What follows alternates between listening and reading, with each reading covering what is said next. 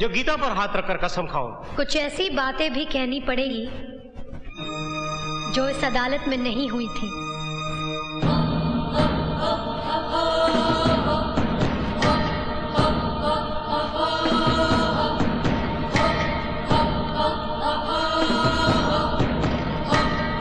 हम ठहरे गरीब लोग, हमारे पास न तो दहेज देने के लिए रुपए हैं और न ही वकील की फीस के लिए, इसलिए मैं खुद ही इस केस की पैरवी कर रही हूँ।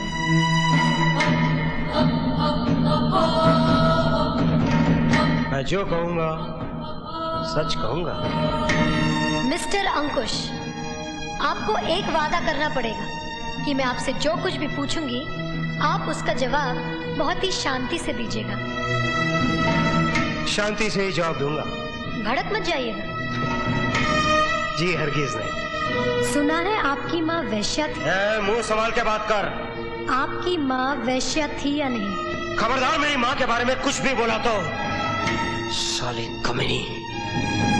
योर ऑनर, मेरे इतना समझाने के बावजूद कि शांति से जवाब दीजिए, जब मैंने इनसे ये कहा कि इनकी माँ वैश्या थी, जो एक सच है, तो ये भड़क उठे। तो बताइए योर ऑनर, मेरे पिता दीवान साहब को उस वक्त गुस्सा क्यों नहीं आता जब उनको वैश्या का बाप कहा जा रहा था, वो भी इस भरी अदालत में, चीख चीख कर सबके सामने। मिस्टर अंकुश, आप रिवॉल्वर अपने पास हमेशा रखते हैं या नहीं? हाँ। योर ऑनर, रिवॉल्वर हमेशा अपने पास अक्सर वो लोग रखा करते हैं जिनके पास बहुत सारी दौलत होती है या शोहरत। दौलत तो आपके पास है नहीं, क्योंकि चरस पीने के लिए पैसे भी आपको ससुराल वालों से भीख में मांगने पड़ते हैं। अब रही शोहरत की बात, तो इतना मैं दावे के साथ कह सकती हूँ कि आधी रात के बाद गली के आवारा कुत्ते आप पर भौंकते जरूर होंगे। आपके पास न तो दौलत है न शोहरत, फिर अपने पास रिवॉल्वर रखने की वजह क्या है? वजह यह है कि आप एक घटिया किस्म के इंसान हैं। आप गुंडे हैं। तू मुझे घटिया इंसान और गुंडा कह रही है? मैंने तो फिर भी कुछ अच्छा कह दिया। आपके ससुराल वाले तो आपको कुछ और ही कहते हैं। क्या कहते हैं वो? आपकी सास आपको नामर्द कहती है। उनका कहना है कि जो मर्द अपनी कमाई से अपनी बीवी बच्चों को पाल न सके वो काहे का मर्द, वो तो नामर्द होता है। क्या आप साबित कर सकते हैं कि आप इस लिहाज से नामर्द नहीं हैं? You shut up! आप उनके झूठन पर पलते हैं, इसलिए आप उस वफादार कुत्ते की तरह हो गए हैं जो मालिकों के कुछ कहने से पहले ही भौंकना शुरू कर देता है। बताइए, दीवान साहब ने आपसे कुछ कहा था? नहीं। चौधरी खानदान ने आपसे कुछ करने के लिए कहा था? नहीं। तो फिर आपने गोली क्यों चलाई? योर ऑनर, जो अपनी जिंदगी अपनी खुशी से झूठन और उतरन के सहारे गुजारता हो, वो हर रात बिकने वाली उन बाजारू औरतों से भी ज्यादा गंदा और घिनौना होता है। बहुत बोली, अब आगे बोली ना तो। बस बस रहने दीजिए, मुझे मत डराइए। मुझे मालूम है कि दुनिया में ऐसी कोई दवा नहीं बनी है जो आप जैसे नामर्द को मर्द बना सके। हरामजादी, मैं तुझे। ये अदालत है, यहाँ किसी को धमकी देना अदालत की मर्यादा के खिलाफ। अदालत की मर्यादा की ऐसी की तैसी, तेरी तो।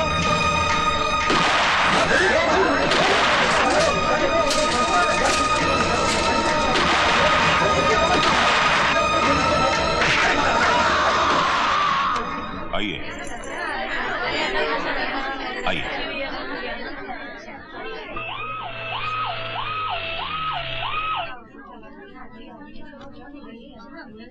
निरंजन चौधरी कौन है? मैं। आइए मेरे साथ।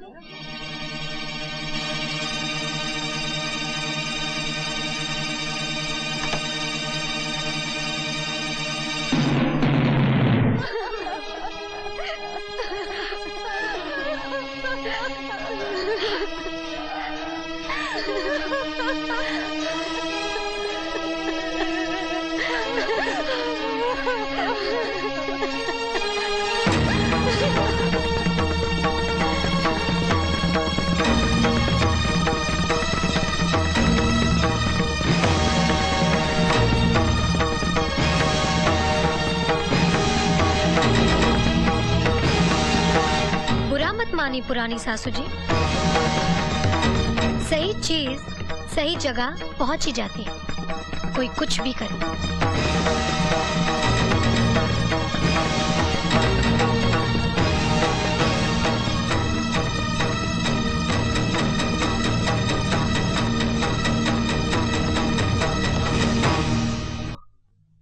अंकुश चौधरी के श्राद्ध में नहीं आए? मैं खूनियों और बदमाशों के श्राद्ध में नहीं जाता। तब तो बहुत अच्छा किया आपने। अब जो होना था वो हो चुका, अब जो होना है वो हो जाना चाहिए। शादी की नई तारीख निकलवा लें। ये शादी अब नहीं होगी। नहीं नहीं, ऐसा मत कहिए सेठ जी। हमने जो कह दिया वो कह दिया। नहीं सेठ जी, शादी की तैयारी में हमने लाखों रुपए खर्च किए हैं, ऊपर से जात बिरादरी में नाक कट जाएगी। ऐसा मत कीजिए, ये रिश्ता मत तोड़िए। मैं आपके हाथ जोड़ता हूं, पांव पड़ता हूं। हमारी इज्जत का कुछ तो ख्याल कीजिए।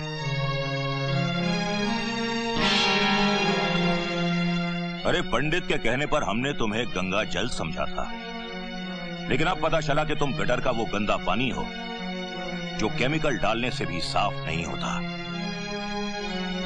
चले जाओ यहां से। आजा आजा मेरे प्याले प्याले बच्चों। अच्छा अच्छा, पापा भी चलेंगे, बिल्कुल चलेंगे।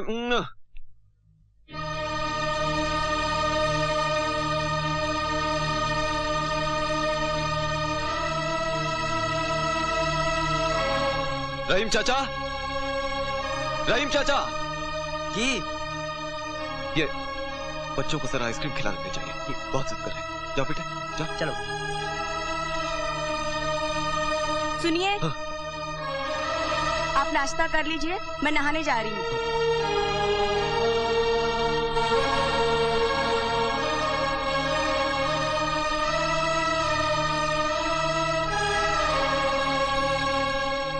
मुझे आपसे बहुत सारी बातें करनी है, जिसके लिए ये जगह मुनासिब नहीं। हम कहीं और मिलेंगे।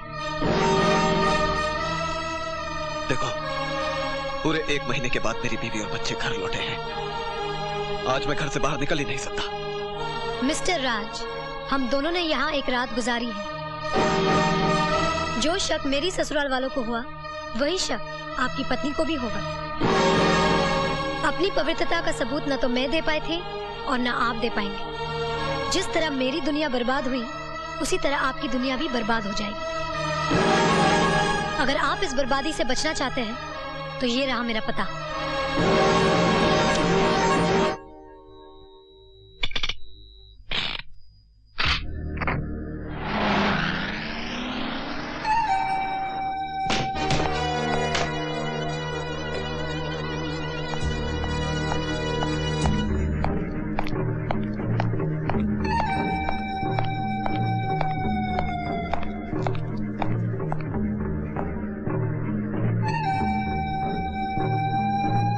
एक बात याद रखना, अगर तुमने मेरे परिवार में जरा भी जहर घोलने की कोशिश की, तो मैं तुम्हारी कहानी ही खत्म कर दूंगा। खुद तो मेरी जिंदगी में तूफान बनकर आया और तिनका तिनका बिखेर दिया, और आज जब खुद के घर में जरा सी हवा चली, तो पत्ते की तरह कांप गए और रिवॉल्वर निकाल लिया। चलाइए, गोली चलाइए। गोलियों से न तो कहानी खत्म होती है और न ही पाप मिटता है।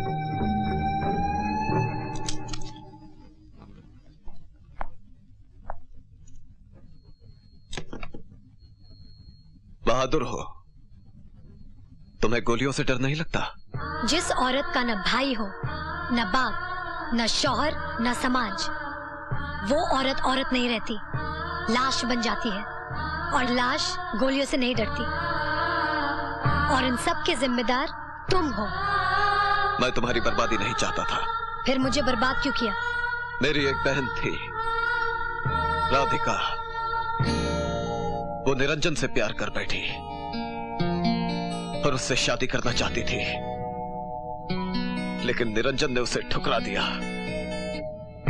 और उसने आत्महत्या कर ली। बात यह है कि भैया पर बहुत सी लड़कियां मरती थीं। एक थी राधिका, उसने तो भैया के लिए अपनी जान ही दे दी। मैंने अपनी बहन की चिता पर कसम खाई थी कि मैं निरंजन को कभी शादीशुदा जिंदगी का सुख भोगने नहीं दूंगा। तुम्हारी वजह से उन्होंने मुझे बदचलन आवारा साबित करके घर से निकाल दिया। मैं एक बहू नहीं रही, मेरा बाप नहीं रहा, मेरा बच्चा नहीं रहा। मिस्टर राजेश्वर, तुम एक बेटी, एक बहू और एक मां, तीनों के मुजरिम हो।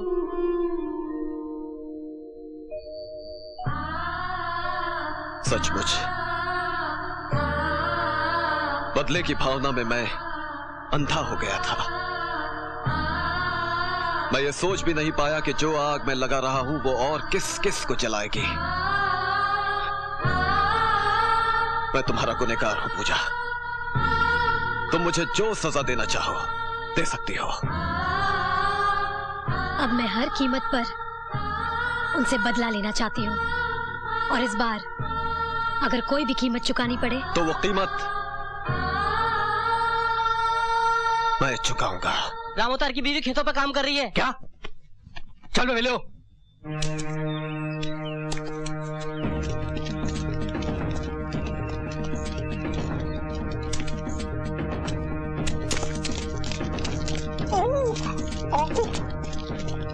तेरी इतनी हिम्मत, निकल जा मेरे खेत से। ये तो हमारा खेत है चौधरी जी। अरे तुम्हारा था, अब ये मेरा है।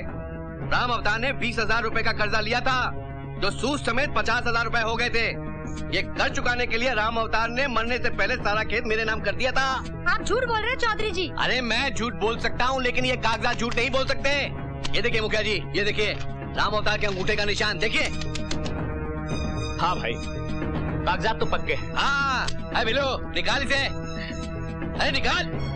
चलो निकलो, भागो। निकाल दिया। चौधरी, तुझे भगवान कभी माफ नहीं करेगा।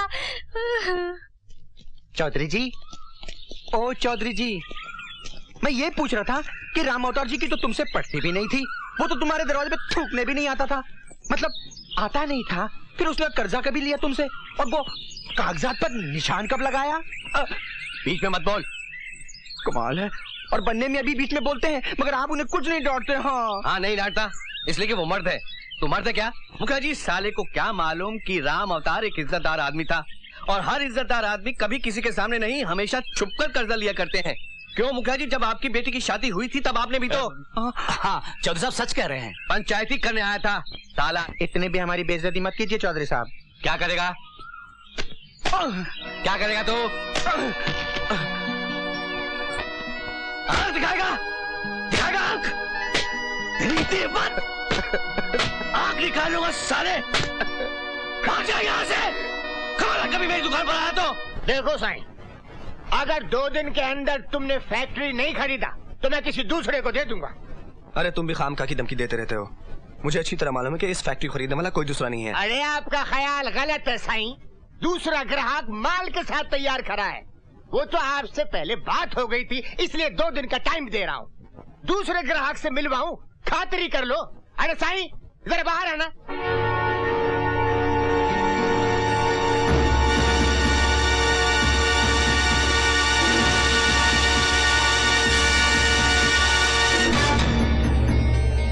ये तो अभी पूरा पेमेंट देने को तैयार है, लेकिन मैंने आपको जबान दी है, इसलिए 2 दिन दे रहा हूँ। और बिजनेस में जबान की बड़ी कीमत होती है। अरे आप दोनों एक दूसरे को हेलो भी नहीं बोला। आपको 2 दिन के अंदर पैसे मिल जाएंगे।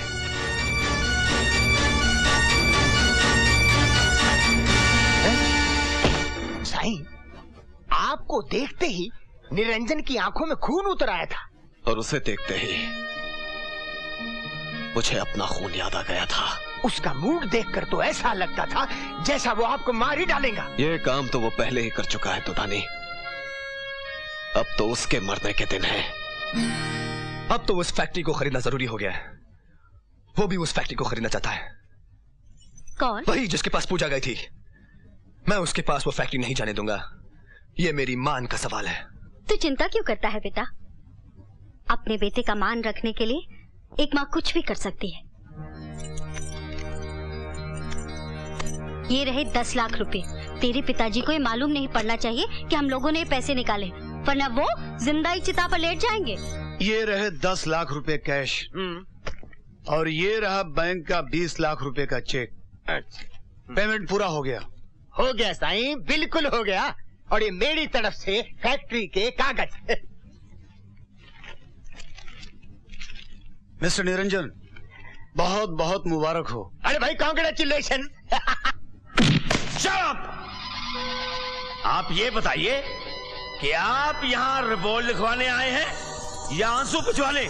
अगर तो आंसू पुछवाने आए हैं तो ये लीजिए रुमाल।